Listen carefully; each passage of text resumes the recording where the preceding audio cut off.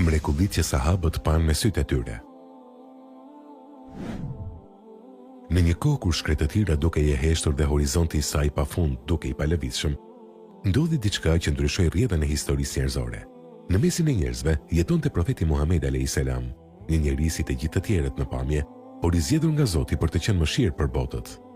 Ata që jetuan me të nuk panë vetëm një njerëz të drejtë, ata panë mrekulli, jo tregime të largëta, por realitete që i prekën, i dëgjuan dhe i përjetuan me sytë e tyre. Këta ishin sahabët, dëshmitarët e drejt për drejt të së jashtëzakonshmes. Trungu që qau për profetin alayhis salam. Në xhaminë e thjeshtë të Medinës, profeti Muhamedi alayhis salam mbështeti në një trung palme gjatë ligjëratave të tij. Ishte një skenë e zakonshme, derisa një ditë gjithçka ndryshoi. Kur sahabët ndërtuan një mimber që ai të ngjitej për të folur, profeti alayhis salam u largua nga trungu. Dhe në atë moment ndodhi diçka që i tronditi të gjithë. Trungu filloi të lëshonte një zë, një rënkim, si një fëmijë që qan nga ndarja. Sahabët ngrinë në vend. Ky nuk ishte iluzion, nuk ishte imagjinat. Profeti alayhis salam zbriti nga mimberi, ju afrua trungut dhe përqafoi, dhe trungu u qetësua. Kjo ngjarje është transmetuar në hadithe autentike nga sahabët si Abdullah ibn Omer dhe të tjerë. Një trung që ndjeu mungesën e profetit, po semrat tona. Uji që buronte nga duart e tij. Në një udhtim, sahabët u përballën me etje të mëdha. Uji ishte i pakët dhe nevoja ishte e madhe. Në atë moment kritik, ata ju drejtuan profetit Muhamedi alayhis salam. Ai vendosi dorën e tij në një enë me pak ujë dhe pastaj ndodhi mrekullia. Uji filloi të buronte nga gishtat e tij, po nga veduart e tij. Sahabët e panë me sytë e tyre, ndërta Enes ibn Malik, i cili e transmeton këtë ngjarje në hadithe autentike. Ata pinë, u pastruan dhe u mjaftuan. Në një botë ku burimet janë të kufizuara, ai ishte burim. Ushqimi që nuk mbaronte. Në një rast tjetër, uria kishte kapluar sahabët. Kishte pak ushqim, një kec i therrur, pak bukë, asgjë që mund të mjaftonte për një grup të madh. Por kur profeti Muhamedi alayhis salam vendosi dorën mbi ushqim dhe bëri lutje, ndodhi e pamundura. Njerëzit filluan të hanin, një nga një, 10, ndoshta 100, dhe ushqimi nuk mbaronte.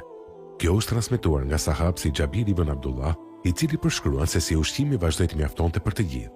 Nuk ishte vetëm ushqim për trupin, ishte ushqim për besimin. Shërimi i syrit të Aliut radiallahu anhu. Në një moment kritik gjatë një betejë, Ali ibn Abi Talib radiallahu anhu vuante nga një dhimbje forte në sy. Ai nuk mund të shihte qartë. Profeti alayhis salam e thiri. Ai vendosi pështymën e tij mbi syrin e Aliut dhe bëri lutje. Dhe në atë çast, dhimbja u zhduk. Jo vetëm që u shërua, por Aliu radiallahu anhu ngrit me forcë dhe vazhdoi betejën sikur asgjë të mos kishte ndodhur. Ky është një hadith autentik i transmetuar në koleksione të besueshme si Buhariu dhe Muslimi. Qushti që mjaftoi për të gjithë. Një natë e qetë në Medinë, por në zemrën e një sahabi kishte uri. Ishte Ebu Hurajra radiallahu anhu, i njohur për varfërinë e tij dhe për kushtimin ndaj profetit Muhamedi alayhis salam. Ai shpesh e lidhte një gur në bark për të përballuar urinë. Një ditë i raskapitur, ai takoi profetin alayhis salam me një shikim që deportonte përtej fjalëve. Profeti e kuptoi gjendjen e tij dhe e mori me vete në shtëpi. Kur hyn, ai pyeti: "A ka diçka për të ngrënë?" Bashkëshorti e tij u përgjigj me sinqeritet: "Vetëm pak qumësht që na është dhuruar." Ishte pak, shumë pak. Mjaftueshëm ndoshta për një njeri, jo më shumë. Por ajo që ndodhi më pas, ishte një mësim që do të mbetej i gdhëndur në zemrën e Ebu Hurajra radiallahu anhu për gjithë jetën. Profeti alayhis salam i tha: "Shko dhe thirr njerëzit e Sufës." Ishin të varfrit e Medinës, ata që jetonin në xhami, pa shtëpi, pa pasuri, 10 burra. Zemra e Ebu Hurajrës u drodh. Si mund të mjaftoj ky pak qumësh për të gjithë këta njerëz? Por ai nuk kundërshtoi. Ai shkoi dhe i thiri. Ata erdhën, u ulën. Profeti alayhis salam mori enën e qumshtit dhe ja dha Ebu Hurajrës. I jepu atyre për të pirë. Një nga një, ata pinë, dhe pinë, dhe pinë, derisa secili u ngop. Ebu Hurajra shikonte me habi. Ena ishte ende plot. Pastaj profeti alayhis salam i tha: "Tani pi ti." Ai piu derisa u ngop. Por profeti alayhis salam i tha përsëri: "Pije." Ai piu sërish. "Pije." Derisa i tha: "Pasha atë që të ka dërguar me të vërtetën, nuk kam më vend." Dhe vetëm atëherë, profeti Muhamedi alayhis salam mori enën dhe piu nga ajo që kishte mbetur, një enë e vogël që ushqeu një grup të tërë. Një mrekulli e parë me sy, e përjetuar me zemër, e transmetuar nga vetë Ebu Hurajra radiallahu anhu dhe e ruajtur në hadithet autentike. një kujtesë e fuqishme.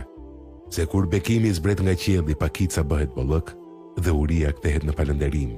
Këto nuk janë legjenda, nuk janë mite të krijuara pas shekujsh. Këto janë rrëfime të transmetuara nga njerëz që jetuan me profetin, që e pan, që e dëgjuan, që e deshën. Njerëz si Ebu Hurera, Abdullah ibn Mesudi, Aisha. Ata nuk transmetuan thjesht fjalë, ata transmetuan përjetime. Mrekullitë nuk ishin për spektakël, ato ishin forcimi besimit për sahabët, argument për të vërtetën e profecisë, shenjë mëshirës së Allahut për njerëzit, dhe mbi të gjitha, një kujtesë se Zoti është mbi çdo ligj natyror. Ne nuk e pam ujin që rrithte nga duart e tij, nuk e dëgjuam trungun që qante, nuk e prekëm ushqimin që nuk mbaronte. Por ne kemi dëshmit, kemi zinxhiret e transmetimit, kemi hadithet autentike, kemi besimin. Dhe ndoshta pyetja më e madhe nuk është a ndodhen këto mrekulli, por a do të besonim ne po të ishim aty?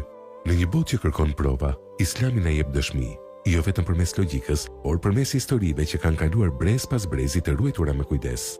Mrekullitë e profetit Muhammed alayhis salam janë dritë në errësirë, janë thirrje për të reflektuar, janë prova për zemrat që kërkojnë të vërtetën, sepse kur Zoti dëshiron, edhe një trung flet.